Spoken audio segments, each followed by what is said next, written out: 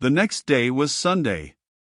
Stepan Arkadyevitch went to the Grand Theater to a rehearsal of the ballet, and gave Masha Chibisova, a pretty dancing girl whom he had just taken under his protection, the coral necklace he had promised her the evening before, and behind the scenes in the dim daylight of the theater, managed to kiss her pretty little face, radiant over her present.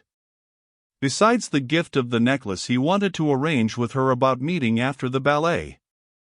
After explaining that he could not come at the beginning of the ballet, he promised he would come for the last act and take her to supper.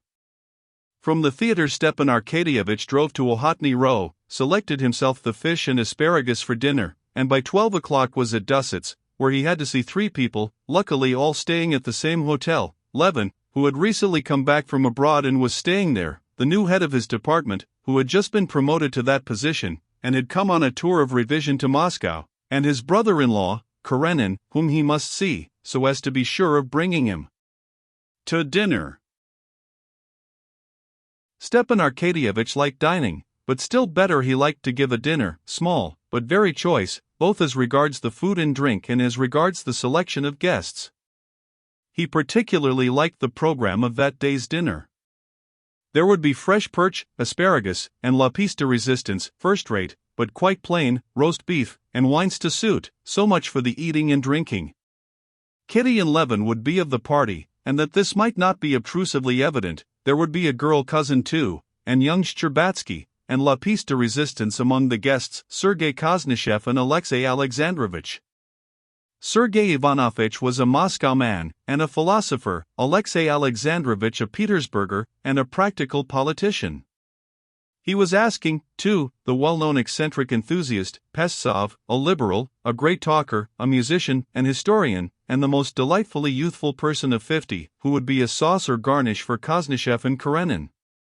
He would provoke them and set them off. The second installment for The Forest had been received from the merchant and was not yet exhausted. Dolly had been very amiable and good-humored of late, and the idea of the dinner pleased Stepan Arkadyevitch from every point of view. He was in the most light-hearted mood. There were 2 circumstances a little unpleasant, but these 2 circumstances were drowned in the sea of good-humored gaiety which flooded the soul of Stepan Arkadyevitch. These 2 circumstances were, first, that on meeting Alexey Alexandrovich the day before in the street he had noticed that he was cold and reserved with him, and putting the expression of Alexey Alexandrovich's face and the fact that he had not come to see them or let them know of his arrival with the rumors he had heard about Anna and Vronsky, Stepan Arkadyevitch guessed that something was wrong between the husband and wife. That was one disagreeable thing. The other slightly disagreeable fact was that the new head of his department, like all new heads, had the reputation already of a terrible person, who got up at 6 o'clock in the morning, worked like a horse, and insisted on his subordinates working in the same way. Moreover, this new head had the further reputation of being a bear in his manners, and was, according to all reports, a man of a class in all respects the opposite of that to which his predecessor had belonged, and to which Stepan Arkadyevitch had hitherto belonged himself. On the previous day Stepan Arkadyevitch had appeared at the office in a uniform, and the new chief had been very affable and had talked to him as to an acquaintance. Consequently Stepan Arkadyevitch deemed it his duty to call upon him in his non-official dress. The thought that the new chief might not tender him a warm reception was the other unpleasant thing. But Stepan Arkadyevitch instinctively felt that everything would come round all right. They're all people, all men, like us poor sinners, why be nasty and quarrelsome, he thought as he went into the hotel. "Good day, Vasily," he said, walking into the corridor with his hat cocked on one side, and addressing a footman he knew. "Why, you've let your whiskers grow." "Levin, number 7, eh? Take me up, please. And find out whether Count Anichkin, this was the new head, is receiving." "Yes, sir," Vasily responded, smiling. "You've not been to see us for a long while." "I was here yesterday, but at the other entrance." "Is this number 7? Levin was standing with a peasant from Tver in the middle of the room, measuring a fresh bearskin, when Stepan Arkadyevitch went in. "What? You killed him?" cried Stepan Arkadyevitch. Well done. A she-bear? How are you, Arhip? He shook hands with the peasant and sat down on the edge of a chair, without taking off his coat and hat. Come, take off your coat and stay a little, said Levin, taking his hat. No, I haven't time, I've only looked in for a tiny second, answered Stepan Arkadyevitch.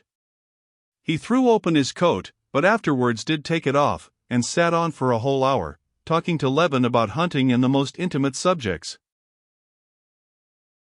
Come, tell me, please, what you did abroad. Where have you been? Said Stepan Arkadyevitch, when the peasant had gone.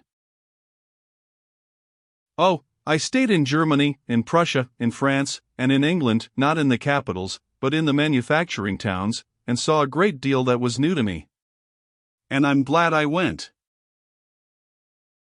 Yes, I knew your idea of the solution of the labor question. Not a bit. In Russia there can be no labor question. In Russia the question is that of the relation of the working people to the land, though the question exists there too, but there it's a matter of repairing what's been ruined, while with us. Stepan Arkadyevitch listened attentively to Levin. Yes, he said, it's very possible you're right. But I'm glad you're in good spirits, and are hunting bears, and working, and interested. Shcherbatsky told me another story, he met you, that you were in such a depressed state, talking of nothing but death. Well, what of it? I've not given up thinking of death, said Levin. It's true that it's high time I was dead, and that all this is nonsense. It's the truth I'm telling you. I do value my idea and my work awfully, but in reality only consider this, all this world of ours is nothing but a speck of mildew, which has grown up on a tiny planet. And for us to suppose we can have something great ideas, work, it's all dust and ashes. But all that's as old as the hills, my boy. It is old, but do you know, when you grasp this fully, then somehow everything becomes of no consequence. When you understand that you will die tomorrow, if not today, and nothing will be left, then everything is so unimportant. And I consider my idea very important, but it turns out really to be as unimportant too, even if it were carried out, as doing for that bear. So one goes on living, amusing oneself with hunting, with work, anything so as not to think of death. Stepan Arkadyevitch smiled a subtle affectionate smile as he listened to Levin. Well, of course. Here you've come round to my point. Do you remember you attacked me for seeking enjoyment in life? Don't be so severe, O moralist. No, all the same, what's fine in life is. Levin hesitated. Oh, I don't know. All I know is that we shall soon be dead. Why so soon? And do you know, there's less charm in life, when one thinks of death, but there's more peace. On the contrary, the finish is always the best. But I must be going, said Stepan Arkadyevitch, getting up for the 10th time. Oh, no, stay a bit, said Levin, keeping him. Now, when shall we see each other again? I'm going tomorrow. I'm a nice person. Why, that's just what I came for. You simply must come to dinner with us today. Your brother's coming, and Karenin, my brother-in-law. You don't mean to say he's here, said Levin, and he wanted to inquire about Kitty. He had heard at the beginning of the winter that she was at Petersburg with her sister, the wife of the diplomat, and he did not know whether she had come back or not, but he changed his mind and did not ask. Whether she's coming or not, I don't care, he said to himself.